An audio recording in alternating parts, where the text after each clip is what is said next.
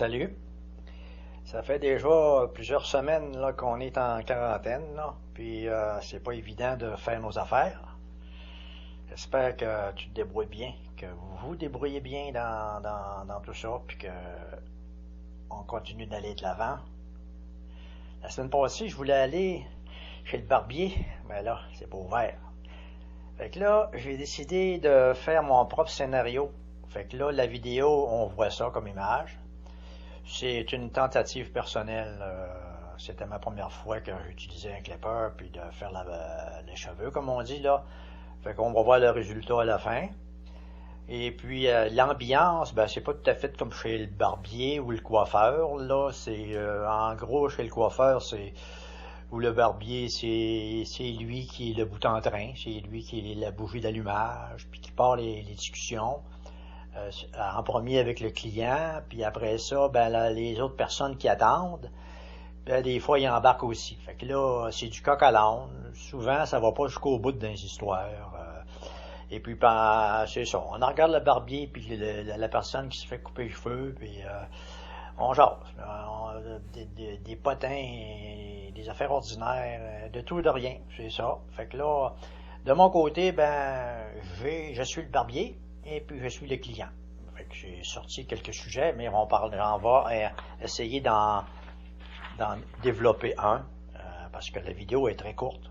C'est impossible de rejoindre les deux bouts, là. Ça va être vraiment juste pour le fun, plus pour regarder la coupe, voir si je vais réussir dans mes affaires. À bien y penser, je vais passer tout de suite au sujet principal, parce qu'il n'y a pas trop de temps. C'est-à-dire Clyde River, territoire du Nord-Ouest, situé à 4000 milles de Montréal, au nord, en nord. C'est sûr que ça dépend de quelle manière qu'on y va, là. Mais c'est approximativement ça.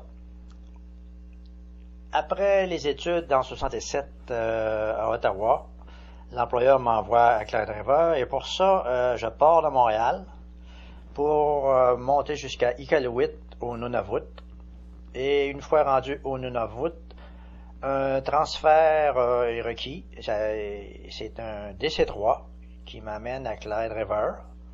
Mais avant d'y arriver, il y a un arrêt dans une base américaine qui a comme tâche de vérifier l'espace aérien.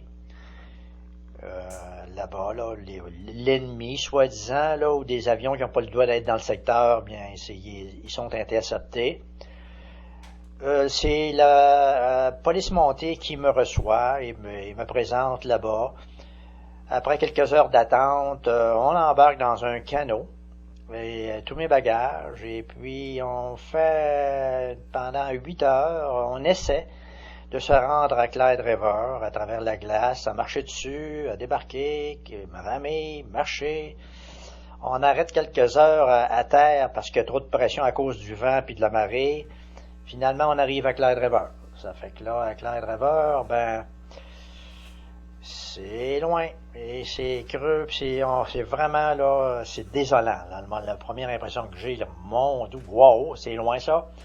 Fait que, effectivement, oui, c'est un petit village. Il y a 4-5 cabanes pour nous autres. On demeure dans un dortoir. Le défi, c'est de s'ajuster à chacun parce qu'il n'y a pas d'intimité. Il n'y a pas de radio, pas de télévision, pas de téléphone, il n'y a pas rien, là, sauf le centre de communication commerciale que c'est moi qui s'occupe. Là-bas, pendant un an, une des tâches, c'est faire de la météo, parce qu'il n'y a pas de satellite dans ces années-là, fait que ça se faisait à la main, puis avec des appareils, on faisait ça là-bas. Ce que je retiens de Clyde, c'est qu'après quelques semaines, quand j'étais arrivé là-bas en été, il y a 3 navires qui arrivent dans une baie, un navire commercial, un navire hôpital et puis un brise-glace de la garde côtière. Je vais visiter le brise-glace et quand je reviens, le rêve se réveille en moi en me disant, moi aussi je vais faire ça plus tard. Et effectivement, après un an, je retourne aux études, je vais chercher ma licence internationale et puis le rêve se réalise pour naviguer. Pendant ces années-là, à faire des missions dans dans les régions arctiques pendant l'été, pendant 4 mois seulement, pas plus. C'était pas possible dans ce temps-là, sinon on passe l'hiver là-bas pris dans la glace. L'émission, c'est dans le détroit d'Hudson, la baie d'Hudson, toutes les mers arctiques en montant jusqu'à Resolute, jusqu'à Alert Bay. C'est plein. Pendant l'été, c'est plein de brise-glace là, qui escortent les navires pour ravitailler tous les villages esquimaux de l'endroit. Fait que c'est ça en gros que je raconte. Il n'y a pas tellement d'autres choses que je suis capable d'ajouter, sinon ça serait trop long. Fait que je pense qu'on va terminer la conversation là-dessus. Je vous souhaite bonne chance. Si vous avez des questions par rapport au témoignage ou ce que je viens de dire, ben allez-y. Envoyez-moi un courriel, ça me fait plaisir de répondre. Fait que tenez bon, on achève. J'imagine qu'à un moment donné, on va retourner à la normale. Bye bye!